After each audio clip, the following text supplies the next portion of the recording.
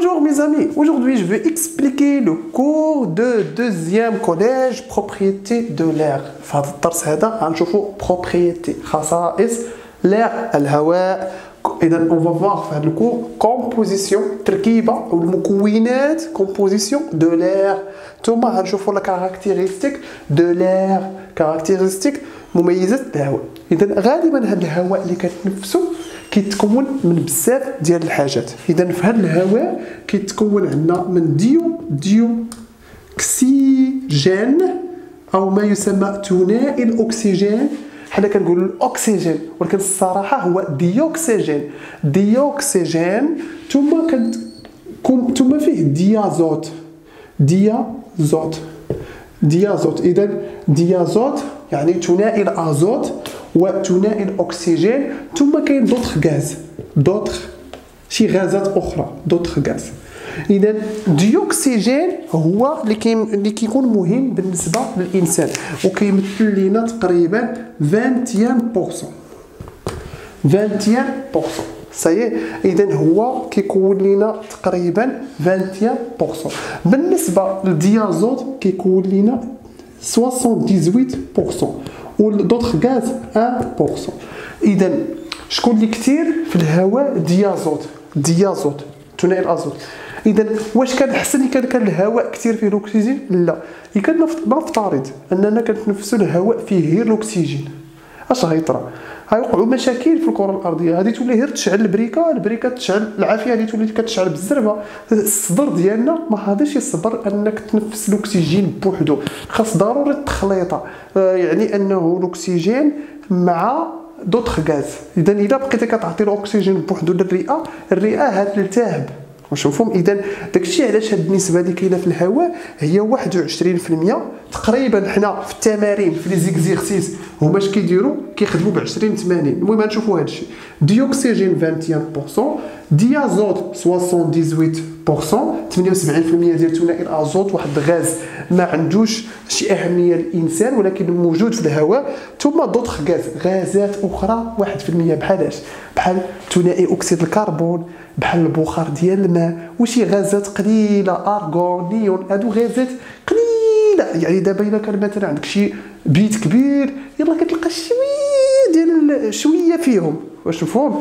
اذا هذا اللي كان. يعني باش تقدروا تفهموا اكثر، اذا كان هذا هو الشومبر ديالي فيه الهواء، نقدروا نقولوا من هنا حتى لهنا كاين اكسجين، ومن هنا حتى لهنا ديازوت وشويه ديال الغازات الاخرى. ولكن واش هذا الشيء كيتستف؟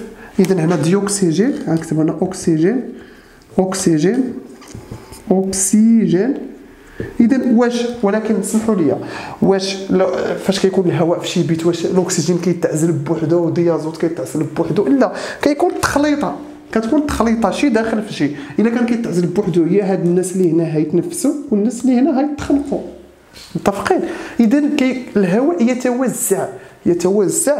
اذا وبالتالي كيكون شويه الاكسجين شويه. غير اللي بغيت نشرح لكم انه الا كانت هذه هي الشومبر قد هكا ديال الاكسجين قد هكا ديال الازوت، شويه ديال دوطخ غاز. متفقين؟ مزيان. اذا الان ملي شفنا لي بروبريتي اجيو نشوفوا حاجه اخرى. مثلا نفترض عندنا هنا دي كاركتيرستيك دو لير. اذا هنا الهواء كيتميز بواحد الميزه اخرى. الا خدينا ان سورانغ محقانه ما فيهاش برا، فيها يعني هنا خاوي. اذا ملي كنصدو هنا بصباعي كيكون هنا الهواء. اذا اش كنلاحظوا؟ نقدروا ندفعوا المحقانه ونبوس لو سورانغ. في هذه الحاله الهواء كيتزاحم. اذا الهواء il peut être expansible. غنشرح لكم هذه الكلمات. expansible يعني التوسع، compressible الانضغاط. ما معنى هذا؟ معناه ان الهواء تقدر تزاحمو في واحد البلاصه، ويقدر مثلا واخا الهواء قليل يتجبد. خير مثال هو اننا نفترض درتي مثلا 50 واحد مثلا، ها الشومبر جمعتي 50 ديال الناس في هذا القنت، وواحد هنا. واش الى تقاد الاكسجين، واش الاكسجين غيتقاد هنا وغيبقى هنا؟ لا، الى غيتخلق غيتخلقوا هادو اللي هنا غيتخلقوا هادو اللي هنا، حيت الهواء كيتجبد بحال العجينه وكيضيق. كنت عمرت هاد لاستوغان بالماء ما غنقدرش ندفع الماء، ما غنقدرش نجبد الماء، ولكن الهواء فيه خاصيه انه il peut être compressible، كنكمبريسيه كنضغطو، اكسبونسيبل كنجبدو. متفقين؟ اذا هذه خاصيه واحد. خاصيه جوج، واش الهواء عنده لاماس، عنده العبار؟ نعم عنده العبار. دينا واحد بالون مويه منفوخه، لقينا 260 غرام 260 غرام، جبدنا منها واحد ايطرو. عاد تشوفوا واحد التجربه كيفاش كتدخلوا الكره، كنفسوا الكره شويه وكنعبروا الكره كنلقاو 258.7 غرام. كيسكون بو ديدوير؟ إذا كان الهواء ما عندوش كتله، سواء فشيت الكره سواء نفخت الكره، غادي يبقى الكتله لاماس elle va être le même. ولكن بويسك انايا هنا جبت شويه ديال الهواء كنلقى لاماس شونجي، دونك في هذه الحاله كنستنتجوا ان لاماس عندها كتله. وبالضبط واحد ايطرو ديال لير الكتله ديالته 1.3 غرام وبيان 1.29 غرام ديال لير الهواء. اذا الواحد لير الكتله ديالتها 1.3 غرام. اذا ما بين الخصائص الاخرى ان الهواء يقدر يتخلط مع غازات اخرى، وهذا كيشكل بوزيتيف ونيجاتيف. بمعنى انه خليتي انت بوطه مطلوقه في الدار، شويه كتقول شميت ريحه البوطه، واش انت كنتي باغي تشم البوطه؟ نو، ولكن شنو طرا؟ ريحه الغاز ميلونجات مع لير ودخلات لنيفك واخا انت ما باغيش. اذا هذا كيأكد ان الهواء يقدر يتخلط مع دوطخ غاز.